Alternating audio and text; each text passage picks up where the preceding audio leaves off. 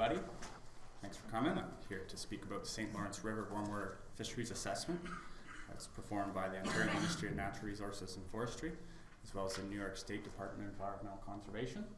So I'd like to start off by thanking Roger Clint and Russell McCullough for the generosity and providing me some of the information that I present today, as well as Mike Yule for helping me out with some of the Ontario portion. So first off, I'm going to talk about some of the netting locations, just the various components where we perform assessment on the river, that being Lake St. Francis, Lake St. Lawrence, the Thousand Islands, both NIDEC and ORMNF assessment. So starting at the north there, at the top part of the map, is Lake St. Francis. It's sampled on even years by the OMNRF, and we do 36 sets. Moving south there is the Lake St. Lawrence, where it is sampled annually by NIDEC, and they do 32 sets annually. And as you move towards Lake Ontario, there's the Thousand Islands region that's overlapped by NIDEC and the Ontario Ministry of Natural Resources. NIDEC does 32 annual sets, where we do 48 sets on odd years. So moving into the Lake St. Francis assessment, it's been performed since 1984. And we do 36 sets, as I mentioned, on even years.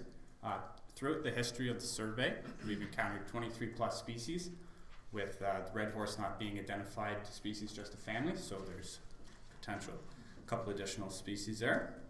So in 2014, we did encounter 832 fish species, representing 12 species. The average CUE was 23, which you'll find is quite similar throughout the different programs that I'm presenting today. And the main driver in the catch is yellow perch. As you can see, they make up a large portion at 72%. And that's followed distantly by rock bass and white sucker, making up number 2 and 3. So moving into the main component of the Lake St. Francis assessment is the yellow perch. As you can see in 2014 there, we are on the long-term average and also above the FMP target for this region.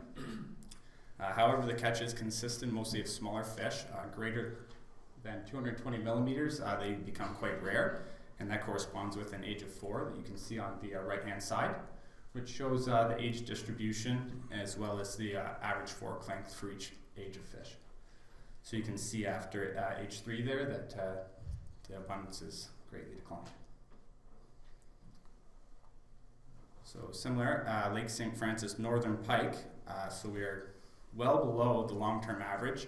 There was a decline in the 90s, possibly attributed to loss of habitat. So there are some highlights though from the 2014 assessment. We did encounter an age 0 pike, which is the first that we've encountered since 2002. So it may be small, but it's a sign that there is some recruitment. As you'll notice on the right-hand figure there was a complete absence of the age 4-year class. And that's what we've seen is most of the catches comprised of these small pike, the large pike, with the small pike being very rare since 1998. So there's a lot going on in this slide. I'm going to try and break it down for you. Both walleye and smallmouth bass in Lake St. Francis are above the long-term average. With walleye, they are making the fisheries management plan target for this region of 0.31 fish per net. However, smallmouth bass is at 0.67, so just slightly below that 0.78 per net target. And I'd like to draw your attention here to the right-hand figure where we see a high abundance of age 3 smallmouth. Much greater than any other age, so that's could mean we might see some more increased abundances in the future here. So moving on to the Lake St. Lawrence assessment, I'd like to highlight there's a little bit of a difference between this program and some of the ones we do on the Ontario side. There was a changing in all of these programs from a multi-filament to a monofilament net at various times for each program. The Lake St. Lawrence has not implemented a correction factor, but moving forward, they still track pretty well with a lot of our findings. So in 2014, they encountered 695 fish, comprising 17 species. And as I said, the CUE was quite similar to what we found in Lake St. Francis at 21.7. So Lake St. Francis was 21.3 for those of you. So once again, yellow perch does make up a good portion of the catch, not quite as much as Lake St. Francis. It's followed much closer by rock bass and white perch. So moving into yellow perch as the main component of most fisheries on the St. Lawrence River. You can see that they are doing quite well in recent years. This has been attributed to a shift in the predation of double-crested cormorant. They're known to predate heavily on near-shore fish species, and the pellet study that performed by NIDEC has suggested that they are predating much more on gobies than they were previously, and this is accounted for that increased CUE that we're finding. So just to mention, 2014 is the second consecutive drop, but we are still well above the St. Lawrence River target that was proposed in the fish community objectives, signified by the red line there. Those objectives were never accepted, but I include them in the presentation. Moving forward, they're being looked at to bring them to the table again. So, smallmouth bass, they're not showing any clear trend. However, they're looking like the population is fairly abundant and healthy. They are slightly above that target of the St. Lawrence River Fish Community objective. So walleye, they have increased recent years. They are slightly below in 2014 of the target. However, still well on track with the long-term average, and the species seems to be doing pretty well. So with that being said, we're moving on to the Thousand Islands assessment by NIDEC. Now they have implemented a correction factor for 2 species, that being yellow perch and rock bass.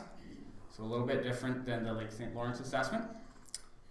So in 2014, they encountered 755 fish, representing 18 species. Once again, the CUE tracking very close at 23.6. And the composition also following quite closely with the Lake St. Lawrence.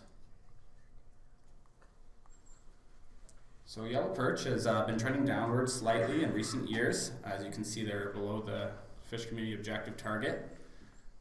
However, the 2014 is quite on par with 2013 there, and we'll see where that goes in future years.